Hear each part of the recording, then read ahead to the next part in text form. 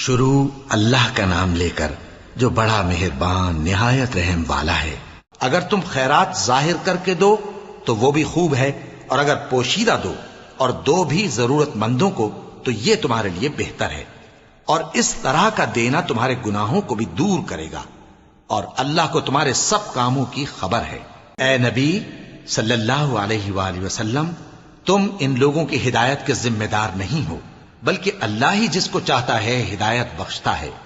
اور مومنو، تم جو مال خرچ کرو گے تو اس کا فائدہ تمہیں کو ہے، اور تم تو جو خرچ کرو گے اللہ کی خوشنودی کے لیے کرو گے، اور جو مال تم خرچ کرو گے وہ تمہیں پورا پورا دے دیا جائے گا اور تمہارا کچھ نقصان نہیں کیا جائے گا۔ اور ہاں، تم جو خرچ کرو گے تو ان حاجت مندوں کے لیے جو اللہ کی راہ میں رکے بیٹھے ہیں اور ملک میں کسی طرف جانے کی طاقت نہیں رکھتے اور مانگنے سے آر رکھتے ہیں، یہاں تک کہ نہ مانگنے کی وجہ سے ناواقف شخص ان کو تونگر خیال کرتا ہے،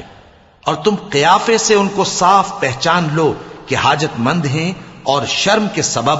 لوگوں سے منہ پھوڑ کر اور لپٹ کر نہیں مانگ سکتے۔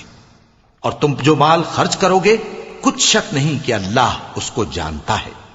جو لوگ اپنا مال رات اور دن اور پوشیدہ اور ظاہر اللہ کی راہ میں خرچ کرتے رہتے ہیں، ان کا صلہ ان کے پروردگار کے پاس ہے، اور ان کو قیامت کے دن نہ کسی طرح کا خوف ہوگا اور نہ غم۔ جو لوگ سود کھاتے ہیں وہ قبروں سے اس طرح حواس باختہ اٹھیں گے جیسے کسی کو جن نے لپٹ کر دیوانہ بنا دیا ہو، یہ اس لیے کہ وہ کہتے ہیں کہ سودا بیچنا بھی تو نفع کے لحاظ سے ویسا ہی ہے جیسے سود لینا، حالانکہ سودے کو اللہ نے حلال کیا ہے اور سود کو حرام۔ تو جس شخص کے پاس اللہ کی نصیحت پہنچی اور وہ سود لینے سے باز آ گیا تو جو پہلے ہو چکا وہ اس کا، اور قیامت میں اس کا معاملہ اللہ کے سپرد۔ اور جو پھر لینے لگا تو ایسے لوگ دوزخی ہیں کہ ہمیشہ دوزخ میں جلتے رہیں گے۔ اللہ سود کو نابود یعنی بے برکت کرتا اور خیرات کی برکت کو بڑھاتا ہے، اور اللہ کسی ناشکر گناہگار کو دوست نہیں رکھتا۔ جو لوگ ایمان لائے اور نیک عمل کرتے اور نماز پڑھتے اور زکوٰۃ دیتے رہے، ان کو ان کے کاموں کا صلہ اللہ کے ہاں ملے گا، اور قیامت کے دن ان کو نہ کچھ خوف ہوگا اور نہ وہ غمناک ہوں گے۔